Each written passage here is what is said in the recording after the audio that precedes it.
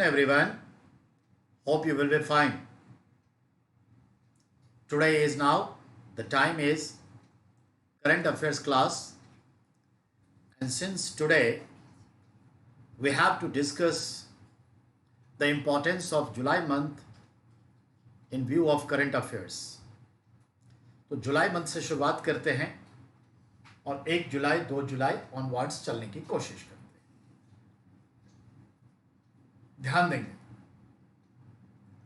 भारत और भूटान के बीच मैंने बताया था कि एक memorandum of understanding agreement sign हुआ है जो दोनों देशों के विदेश मंत्री ने साइन किए हैं, जिसके तहत भूटान में 600 मेगावाट का होलांगचू हाइड्रो पावर प्रोजेक्ट डेवलप करेगा भारत. और आगे की बात अब करें तो हमने बताया था कि जम्मू कश्मीर में हुर्रियत कॉन्फ्रेंस के चीफ जो थे सैयद अली शाह गिलानी, उन्होंने त्यागपत्र दे दिया. खैर चलिए, ये बात हम किए थे. आगे बढ़ते हैं. बेटा, अफ्रीका का एक देश है तंजानिया, और तंजानिया देश में एक लेबर है जो माइंस लेबर है, जो खनिज का उत्खनन में लगा हुआ था, अभी भी लगा रहता है. तो खनिज का उत्खनन करने वाला एक लेबर था, तो माइंस में वो कहीं ना कहीं अपना लगा हुआ था, माइंस में अपना. तो ऐसे खनिज को 2 बेशकीमती पत्थर मिले. गौर फरमाएंगे सभी लोग. एक तंजानिया का लेबर क्लास का आदमी जो खादान में काम करता था, उसे 2 कीमती पत्थर मिले. जब उस पत्थर को देखा तो बहुत ही अजीब, खूबसूरत, अलग सा था, तो उसकी कीमत लगाई गई. तो याद रखिएगा, उस 2 पत्थर, छोटे छोटे पत्थर जो हाथ में लिया जा सकता है, 4-5 किलो का एक होगा, इन 2 पत्थरों की कीमत आंकी गई 22.4 करोड़ रुपए. 22.4 करोड़ रुपए इस कीमत का है. याद रखिएगा, उस व्यक्ति के तो भाग्य खुल गए, क्योंकि वो कीमत जो है उसमें डायमंड है, प्लैटिनम है, ये सब यानी काफी महंगा धातु है. और याद रहे जनाब, देखिए तो जरा, अब तो पैसे भी आ गए और वैसे भी भाग्यशाली ही कह सकते हैं. 4 बीवी और 30 बच्चे. उस व्यक्ति के 40, मतलब 4 बीवी और 30 बच्चे हैं, यानी एक बीवी से एवरेज देखें तो 7.5 बच्चे हैं. तो परिवार भी बड़ा है, खुशखबरी परिवार है. और अब तो धन भी भगवान दे दिए कि लो, सब लोग बढ़िया से रहो. तो याद रखिएगा, ये दुर्लभ चीजें जो मिली हैं, ये इंपॉर्टेंट होगा तंजानिया में. अब हम बात करते हैं, जैसे हमारे इंडिया के national security adviser Ajit Doval हैं, तो यूनाइटेड किंगडम के कौन है? डेविड फ्रॉस्ट हैं. तो यूएसए के कौन है? Robert C.O. बेरियन है. याद रखिएगा, अमेरिका, ब्रिटेन और इंडिया, तीनों के नेशनल सिक्योरिटी एडवाइजर का नाम. अमेरिका का Robert C.O. Brien, David Frost of United Kingdom, और इंडिया के तो मालूम है, को नहीं जानत है जग में कपि संकट मोचन नाम तुम्हारो, अजीत डोभाल. तो मिस्टर अजीत डोभाल है. ठीक है, डोकलाम के संकट को भी संभाला, फिलहाल इसके भी संकट को संभाल रहे हैं, कश्मीर के संकट को संभाला. हर जगह वो संकट मोचक हैं, नो डाउट, बिल्कुल हनुमान की तरह है, मानना पड़ेगा. अब आइए, क्रिकेट की बात करते हैं, आईसीसी की बात करते हैं, इंटरनेशनल क्रिकेट काउंसिल की बात करते हैं. जो अंपायर होते हैं, UMPIRE अंपायर, थोड़ा सा यहाँ पे ओवर राइटिंग है इसलिए मैंने बोल दिया बेटा. तो क्रिकेट में आईसीसी के अंपायर में जो यंगेस्ट अंपायर हैं वो है नितिन मैनन. ये इंडियन है, 36 ईयर ओल्ड है, और 22वें वर्ष, उम्र के 22वें वर्ष से अंपायरिंग कर रहे हैं. याद रखिएगा, जैसे क्रिकेट में हम क्रिकेट खेलते हैं तो सिर्फ batsman, bowler, fielders, bat keeper ही का कोर्स नहीं होता, सारे कोर्स करवाए जाते हैं.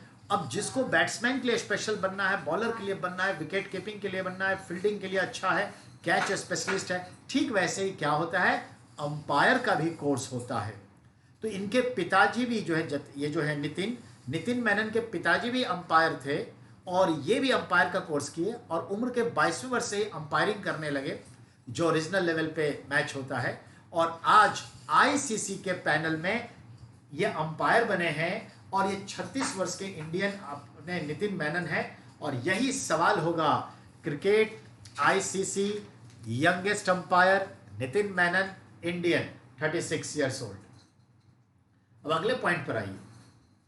वेस्ट बंगाल की सरकार ने डिक्लेयर किया कि 1 जुलाई स्टेट हॉलीडे होगा। 1 जुलाई स्टेट हॉलीडे होगा, आखिर क्यों? तो याद करिए, हमने जुलाई में आपकी कुछ बातें बताई थी, रिपीट कर रहा हूं। ये 1 जुलाई को हम देखते हैं कि भारत में बंगाल में पैदा हुए डॉक्टर बिधान चंद्र रॉय, और वो डॉक्टर हुए, वर्ल्ड फेम हुए, समय के साथ कांग्रेस पार्टी ज्वाइन किए और पश्चिम बंगाल के मुख्यमंत्री बने और कई साल मुख्यमंत्री के तौर पर रहे और बंगाल में 6 इंडस्ट्रियल सिटी की नींव रखी और उसका डेवलपमेंट भी किया। और वो फुटबॉल के दीवाने थे और बंगाल वैसे ही फुटबॉल का दीवाना, तो उनके नाम पे बीसी रॉय ट्रॉफी, बिधान चंद्र रॉय ट्रॉफी फुटबॉल में भी दिया जाता है। और उनके नाम को हम 2006 से तैयार कर, 2006 तो नहीं, पर उनके नाम से, उनके जन्मदिन से हम मनाते हैं भारत में डॉक्टर्स डे। तो national doctors day 1 July. So corona is going on and Bengal is also in worsen condition. Then for the some appeasement point of view, the government of Bengal declared 1st July holiday this year। अब ये continue होगा नहीं पता, पर इस तरह से वैसे ही कोविड में आपको बंद रखना ही है लॉकडाउन, तो एक दिन और सही, पर चलिए। ओवरऑल किस राज्य ने डॉक्टर्स डे को 2020 में हॉलीडे डिक्लेयर किया? तो बोल देंगे बंगाल। नेक्स्ट, 1 जुलाई बहुत कुछ है, ये बात मैं आपको बताना चाहूंगा, बहुत कुछ है, प्यार से अच्छे से समझिएगा, ठीक है?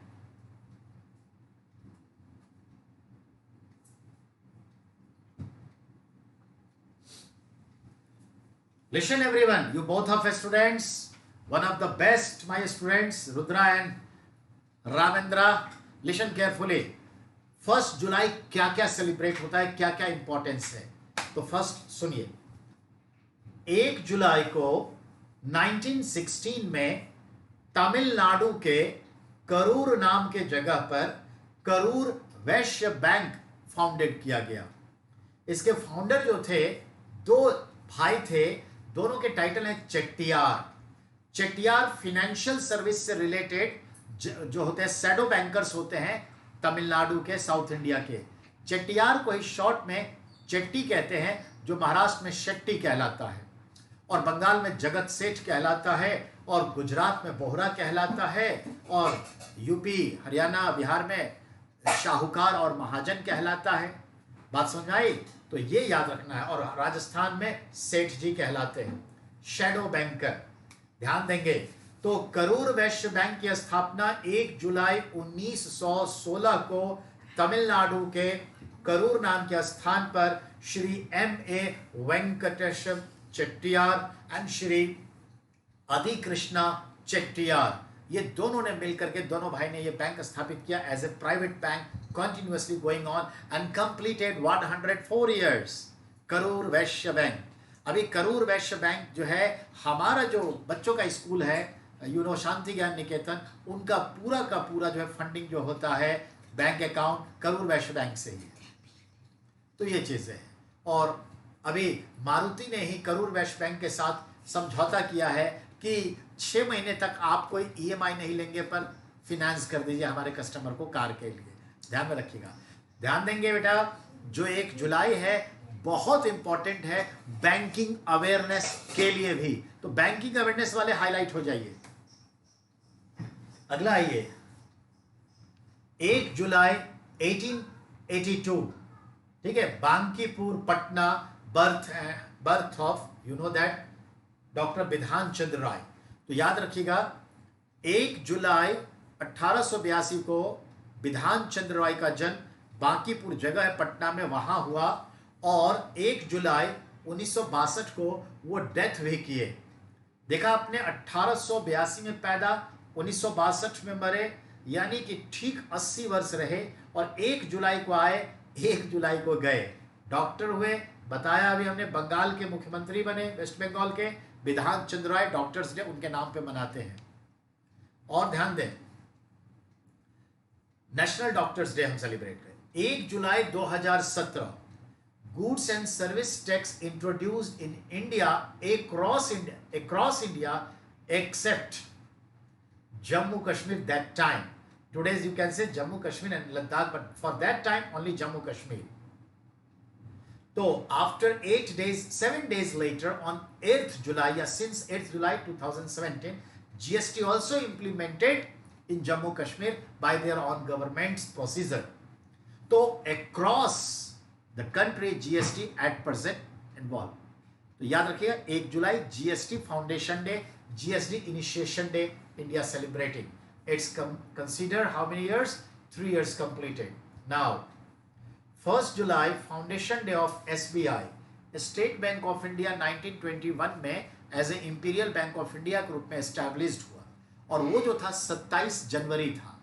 पर हम देखते हैं कि 1 जुलाई 1955 को देखते हैं कि State Bank I mean Imperial Bank of India nationalised and given a new name State Bank of India. In that regards we started to celebrate SBI foundation day 1st July. SBI Foundation year 1921, SBI Nationalization year 1955. So it's completed how many years? You know better. 65 years completed SBI. ये ध्यान रखो. अगले point पर आइए. अब है 1 जुलाई 1955. बता ही दिया था nationalisation day and nationalisation year of imperial Bank of India called SBI. SBI का राष्ट्रीयकरण दिवस 1 जुलाई, राष्ट्रीयकरण वर्ष 1955, फाउंडेशन भी 1 जुलाई. अब आइए 1st July jute marketing year began in India. बेटा भारत में कुछ फसल है उससे रिलेटेड ईयर होता है या फिर मार्केटिंग का होता है. तो 1 जुलाई से 30 जून को जूट मार्केटिंग ईयर, जैसे 1 अक्टूबर से 30 सितंबर sugar year, sugar marketing year, जैसे 1 नवंबर से 31 अक्टूबर भारत में कॉफी ईयर या कॉफी मार्केटिंग ईयर, और कॉटन ईयर या कॉटन मार्केटिंग ईयर, कपास का, कॉफी का, क्योंकि बाजार में उत्पाद नया आ जाता है और मार्केटिंग शुरू हो जाती है. तो ये याद रखिएगा. तो 1 जुलाई जूट मार्केटिंग, जूट की खेती मार्केट में आ जाती है, तो 1 जुलाई जूट मार्केटिंग ईयर भी कहलाता है. And 1st July to 30th June it is financial year of home. 1 जुलाई से शुरू होकर 30 जून जो फाइनेंशियल ईयर है, वित्तीय वर्ष, किसका होता है? रिजर्व बैंक ऑफ इंडिया का, इंडियन रेलवे का, एशियन डेवलपमेंट बैंक का, वर्ल्ड बैंक का, इंटरनेशनल मॉनेटरी फंड का, यूनाइटेड स्टेट अमेरिका गवर्नमेंट का, पाकिस्तान के गवर्नमेंट का, इन सब का फाइनेंशियल ईयर 1 जुलाई से होता है. यूपीएससी ये सवाल पूछ चुकी है, पर सब के लिए world bank, IMF, Indian railway, RBI, इतना याद जरूर रखिएगा. अब आइए 1st July 1905 foundation day of, ठीक है ना, कैनरा बैंक. जो कैनरा बैंक है ना वो भी 1 जुलाई 1905 को एस्टैब्लिश्ड हुआ और वो 115वां वर्ष मनाया. नाउ तो इतने सारे 1 जुलाई के संदर्भ में चल रहे हैं. तो 1 जुलाई का इतना सारा ख्याल है, याद रखेंगे ना. चलिए अब बात करते हैं हम सिक्किम के बारे में. सिक्किम के बारे में समझिए. सिक्किम 135 वर्ष बाद डांसिंग लेडीज यानी ग्लोबा एंड मी या swan flowers rediscovered near Teesta river valley. ये एक न्यूज हुआ, जरा गौर समझिए. एक फ्लावर भारत में हुआ करता था जो 135 वर्ष पहले गुम हो गया, समाप्त हो गया, वो प्लांट नहीं रहा. समझ में आई बात? प्रकृति में वो हमें नहीं मिला.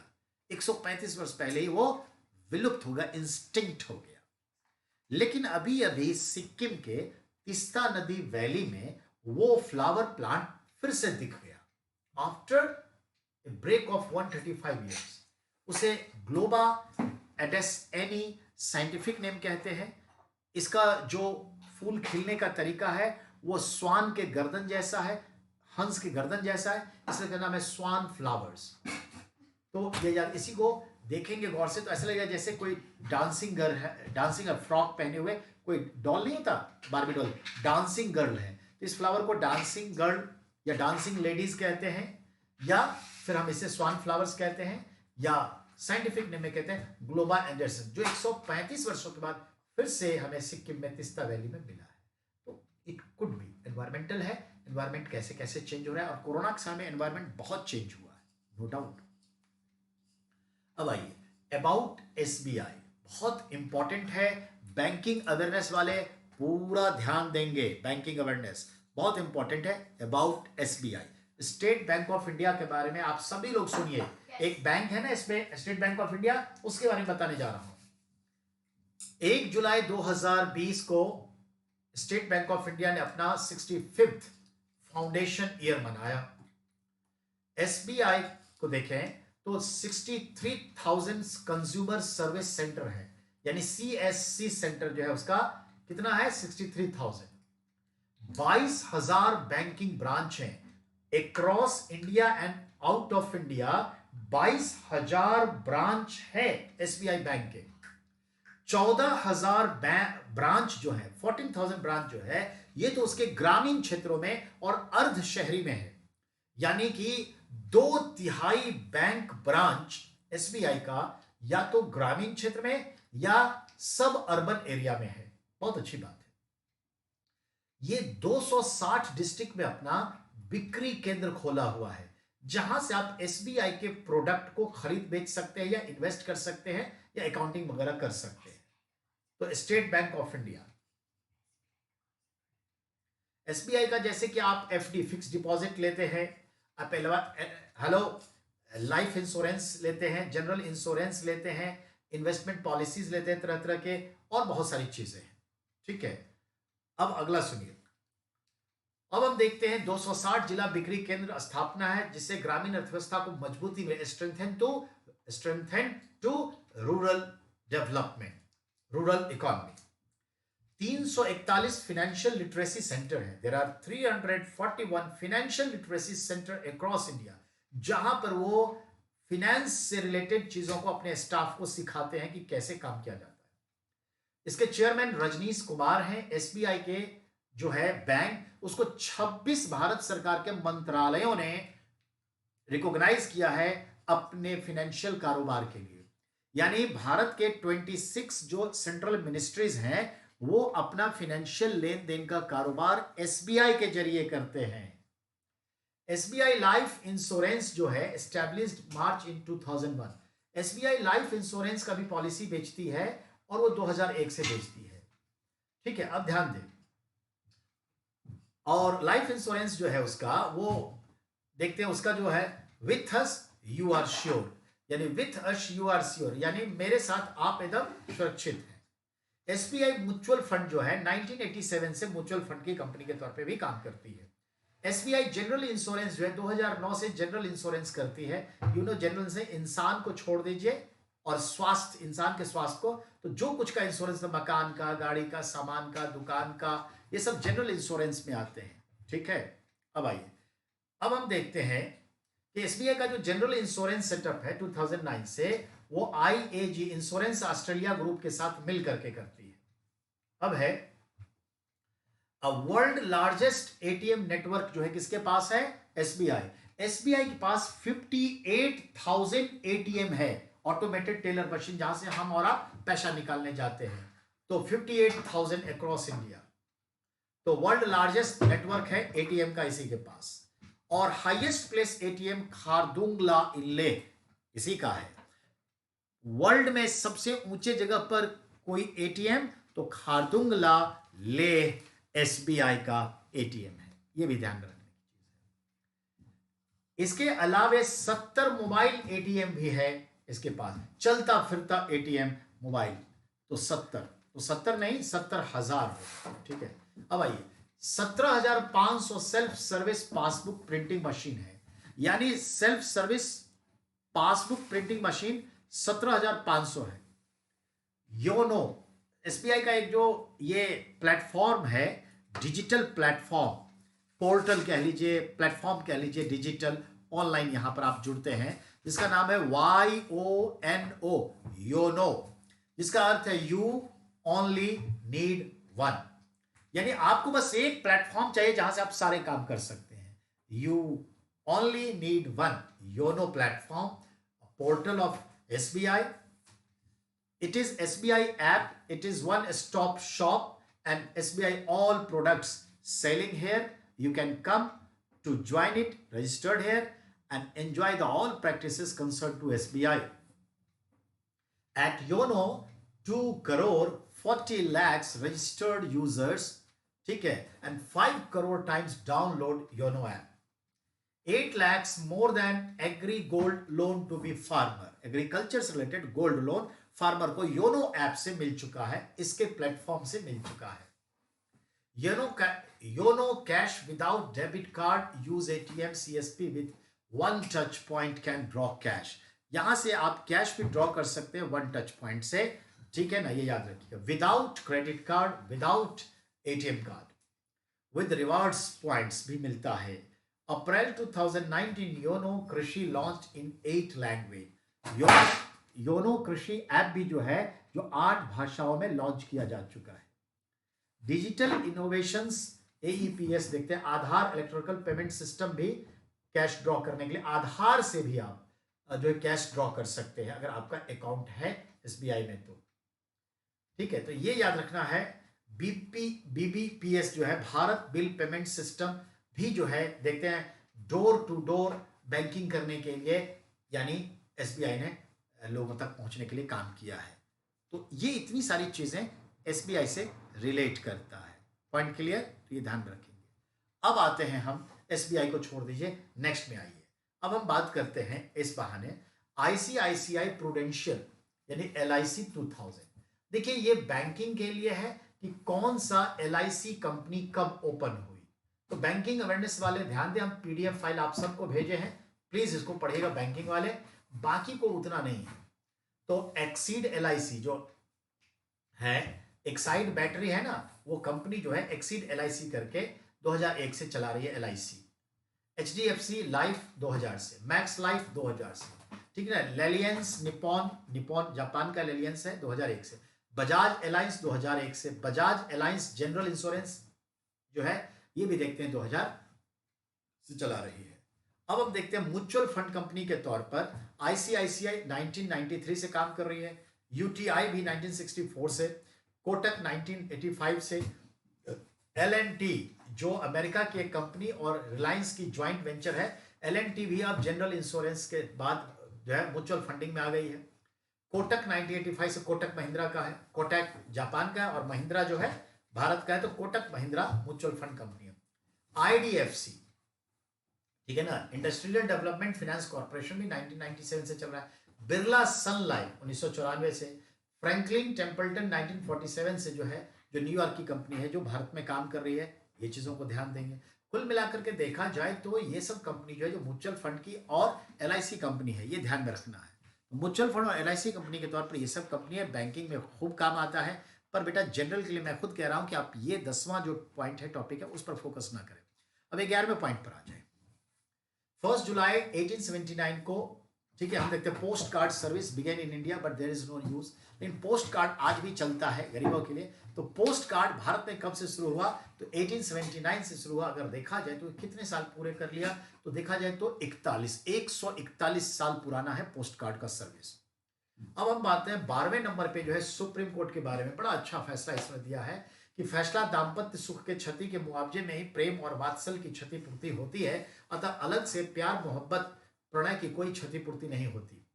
एक्चुअली पंजाब की एक महिला थी, उनके पति अमेरिका कनाडा में रहते थे और वो फिर अपने घर पंजाब आए थे. पर घर आने के बाद एक एक्सीडेंट में पीछे से धक्का मार देने की वजह से इनकी गाड़ी का एक्सीडेंट हुआ और इनके पति मर गए. और ये लगभग 20 साल पहले की बात है, 1998 के आसपास की बात है. अब क्या होता है, वो केस लड़ी तो पंजाब हाई कोर्ट इनके हित में फैसला देते हुए अलग से भी जो है एक्सीडेंट क्लेम में जुर्माना डाला कि इनके पति के मर जाने से इनका जो प्रणय है, जो इनके पति के साथ का जो प्यार है, अब चूंकि ये दूसरी शादी नहीं कर सकती, बच्चे भी पालने हैं, तो इनका प्रणय जो अवरोध उत्पन्न हो गया है उसकी भी कीमत लगाई जाए और उसका भी मुआवजा दिया जाए.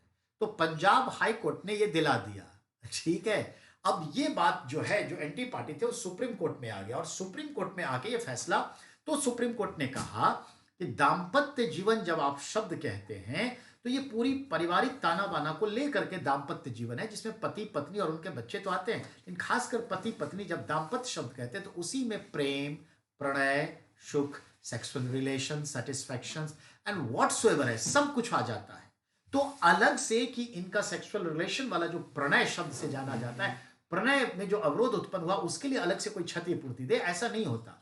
दाम्पत्य जीवन की जो क्षति हुई है, जो इस प्रेम स्नेह वात्सल की क्षति हुई है, उसी में इनका जो है अन्य क्षति भी समाहित है। अलग से इसका कोई मुआवजा नहीं होता प्रेम मोहब्बत का।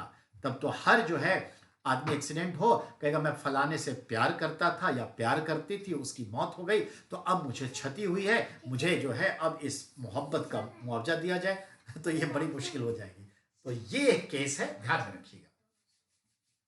अब आइए, इजराइल एक स्पाइस बॉम्ब बनाता है जो हाईली अच्छा बॉम्ब है, जिसका इस्तेमाल अभी ईरान में और अन्य जगहों पर भी हुआ है।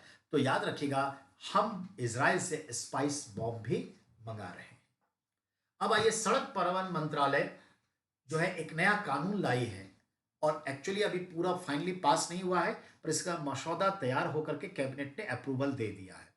याद रखेंगे, सड़क परिवहन मंत्रालय रोड एक्सीडेंट में गोल्डन आवर में इलाज के संदर्भ में यह मसौदा है। एक्चुअली क्या होता है, जब इंसान का हाईवे पर या कहीं भी एक्सीडेंट होता है और काफी क्षति होती है, बॉडी इंजर्ड होता है, मेंटली इंजरी होती है, तो फर्स्ट जो आवर है एक्सीडेंट से ठीक अगला 1 घंटा, उसको गोल्डन आवर कहते हैं। अगर इस 1 घंटे में उसको सही सही जगह, सही हॉस्पिटल में पहुंचा दे और उसका प्रॉपर इलाज स्टार्ट हो जाए तो उसकी जान बच जाएगी और सब कुछ ठीक हो जाएगा। और अगर वो 1 घंटा लैप्स कर गया तो मुश्किल होती है। तो बहुत बार पहुंचा तो दिया जाता है, लेकिन पहुंचाने के संदर्भ में वहां डॉक्टर इलाज नहीं करता। अब वो रिपोर्ट लिखता है, क्या पुलिस इंफॉर्मेशन हुआ, या नहीं भी अगर वो होता है आजकल, तो कौन है इसके साथ, कौन नहीं है, पैसे जमा करिए, पैसे नहीं है, इसी में लग जाता है और मौत भी हो जाती है, और उस वक्त इलाज भी होता है तो वो परफेक्शन नहीं आता। तो नेशनल हाईवे जो है, जब आप चलते हैं और जो टोल टैक्स आपका लिया जाता है, उसमें इंश्योरेंस भी छिपा हुआ होता है। तो नेशनल हाईवे पर अगर किसी की भी एक्सीडेंट हो जाती है वाहन से, तो ऐसे सूरत में जो फर्स्ट आवर है गोल्डन आवर, उस गोल्डन आवर में नेशनल हाईवे अथॉरिटी का काम है, आप उसे इन्फॉर्म कर दीजिए, या उसे पता खुद चल गया, आपको वो नियर बाय हॉस्पिटल, जो भी 20 किलोमीटर 12 किलोमीटर दायरे में जो भी नियर बाय हॉस्पिटल है बढ़िया, वहां पहुंचाएगी और आपका इलाज कैशलेस शुरू कर देगी। 2.5 लाख रुपए तक का इलाज कैशलेस फ्री होगा। इसमें आपको 2.5 लाख से ऊपर अगर चला गया इलाज में, तो व्यक्ति खुद भी इलाज का पैसा देगा। 2.5 लाख तक सरकार दे रही है, नेशनल हाईवे अथॉरिटी दे रही है, यानी सड़क परिवहन मंत्रालय दे रहा है। तो ये एक अच्छा चीज है एक्सीडेंट में, और ये गोल्डन आवर का है। तो वही जो है कानून लाया जा रहा है। तो जब हम टोल टैक्स देते हैं या गाड़ी जब रजिस्ट्रेशन करवाते हैं, तो हाईवे पे इन सब में जो है ऑलरेडी एक अमाउंट शामिल हो जाता है। तो वही दिया हुआ है बेटा। तो मैं पढ़ देता हूं, रोड एक्सीडेंट में गोल्डन आवर फर्स्ट आवर होता है एक्सीडेंट के बाद का, इसमें कैशलेस ट्रीटमेंट मैक्सिमम 2.5 लाख रुपए तक का होता है, ठीक है, और 21,000 हॉस्पिटल में इसको मान्यता मिली हुई है, जो नेशनल हाईवे अथॉरिटी से जुड़ा हुआ है, ठीक है, और इसके लिए एक इंश्योरेंस क्लेम किया जाएगा, ये ध्यान में रखना है। अब हम देखें, नेशनल हाईवे अथॉरिटी ये काम करेगी, ये ध्यान में रखना, और ये बहुत अच्छी बात है, और ये चीजें विदेशियों को भी मिलेगा, फॉरेनर्स को भी मिलेगा। अब आइए, अब हम बात करते हैं अगला। 1 जुलाई 1949 वाइस प्रेसिडेंट मुप्पा वराप्पू वेंकैया नायडू, आप कहते हैं ना एम वेंकैया नायडू, कौन है ये एम वेंकैया नायडू? तो मुप्पा, ठीक है, वराप्पू वेंकैया नायडू, ये पूरा नाम है, ये वाइस प्रेसिडेंट है, और भारत में ये 11 अगस्त 2017 से वाइस प्रेसिडेंट है, ठीक है। आइए, पेट्रोनेट एलएनजी लिमिटेड भारत की एक कंपनी है जो तरल गैस का उत्पादन करती है और ग्रीन फ्यूल का उत्पादन करती है, पेट्रोनेट। चलिए अब कुछ किताबों के बारे में बात करें। एक किताब है the magic of thinking big. जब आप बड़ा सोचते हैं तो एक जादू, कैसे आप बड़ा सोचें, नहीं बड़ा व्यापार। आजकल एक है ना हमारे यूट्यूब पर जो बहुत कुछ बताते हैं बड़ा व्यापार कैसे करें, उनका नाम तो मैं भूल रहा हूँ, ऐसे कुछ है विक्रम ऐसे नाम करके। तो मैं कह रहा हूँ द, ठीक है, magic of thinking big, written by David J Schwartz. तो डेविड जे स्वार्ज ने इसे लिखा है। अब आते हैं आगे, government of India total liabilities. Bharat सरकार के ऊपर कुल जो दायित्व है, जो डेप्ट है, जो ऋण है, वो 31 मार्च 2020 को, जो 2019-20 का फाइनेंशियल ईयर कहेंगे, को देखें तो ये 94.62 लाख करोड़ रुपीस है, यानी लगभग 94.62 लाख करोड़। देखिए 21 लाख करोड़ रुपया अभी कोविड के लिए भारत सरकार ने ग्रांट किया है, 21 लाख करोड़ रुपया।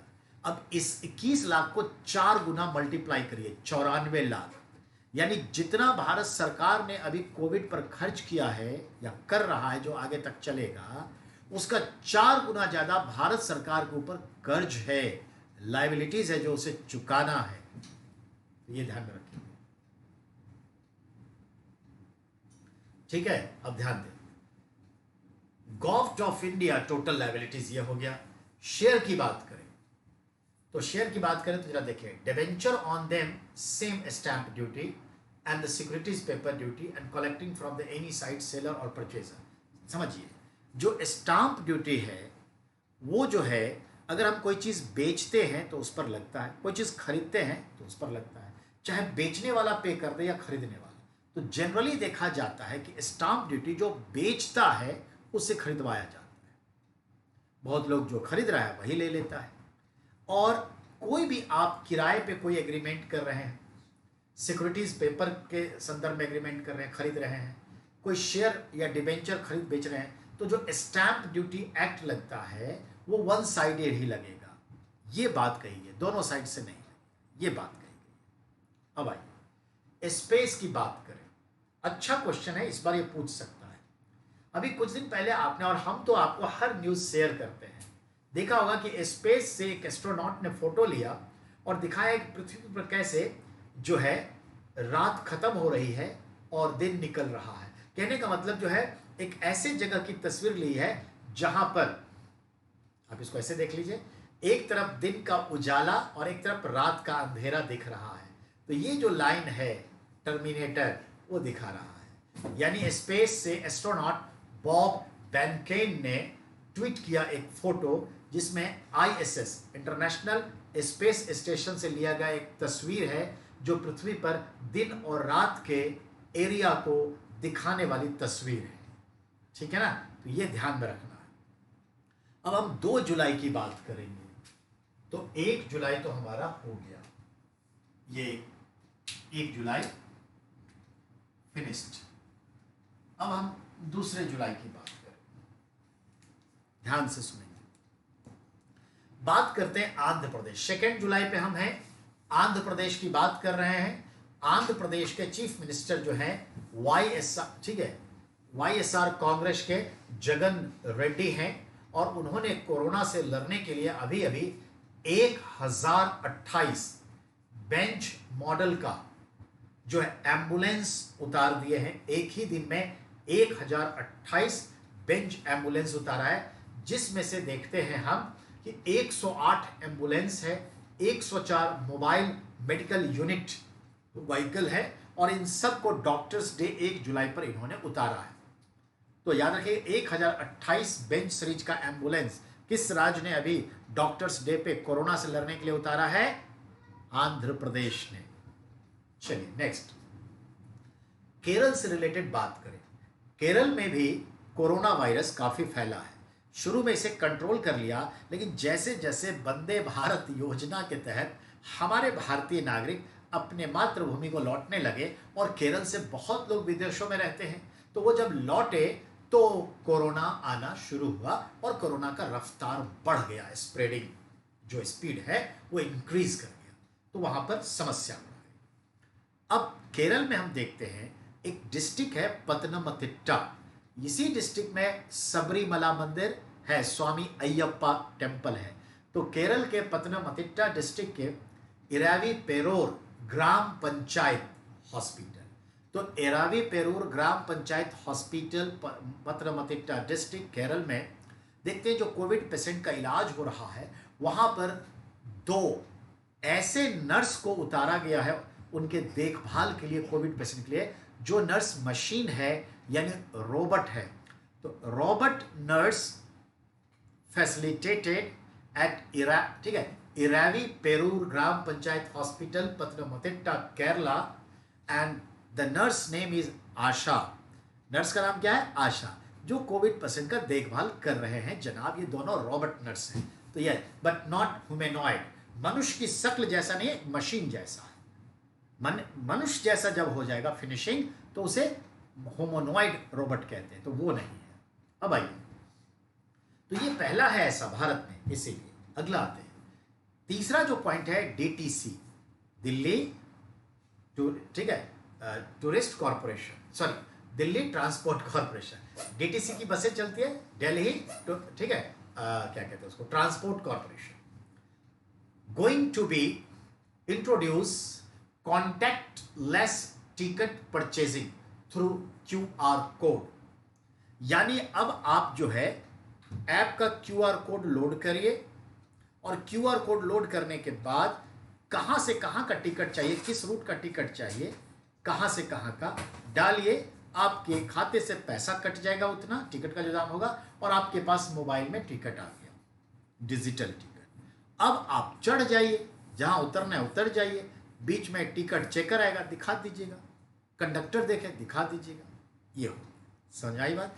तो आपको अब कंडक्टर से टिकट खरीदना, बिल्कुल फिजिकल वर्क करने की कोई जरूरत नहीं है, डिफरेंट फिजिकल वर्क आ गया, कॉन्टैक्टलेस। ठीक है, ये चीज जैसे सिनेमा वगैरह का टिकट बुक करवाते हैं ना, ऐसे ही समझिए। तो जैसे PVR का टिकट बुक होता है ऐसे ही, तो ये आने वाला है। अच्छा है, कॉन्टैक्टलेस टिकटिंग इन बस which state introduced recently in city Delhi, DTC। Important question होगा, ध्यान रखिएगा, खासकर दिल्ली के एग्जाम की। इंडियन मोबाइल ऐप, भारत में बहुत सारे मोबाइल ऐप आ गए हैं, इंडियन मोबाइल ऐप, लेकिन हम आगे बढ़ने की स्थिति में नहीं होंगे, क्योंकि 59 जो चाइनीज ऐप को हमने बंद किया है, तो उसकी जगह पे कुछ ऐप सर्वाइव कर रहा था पहले से, कुछ रिसेंटली ओपन हो गया, कुछ खुलता जाएगा। तो भारत के कुछ ऐप्स है जो इंडियन है, उसके फाउंडर कौन है, कब एस्टेब्लिश किया, कौन सी कंपनी के तहत वो काम करता है, ये जानना बहुत जरूरी है, और ये आगे क्वेश्चन बनेगा नो डाउट। तो इस क्वेश्चन का इंतजार करेंगे कल तक के लिए। थैंक यू वेरी मच, आज इतना ही। तो बहुत बहुत धन्यवाद आप सभी का।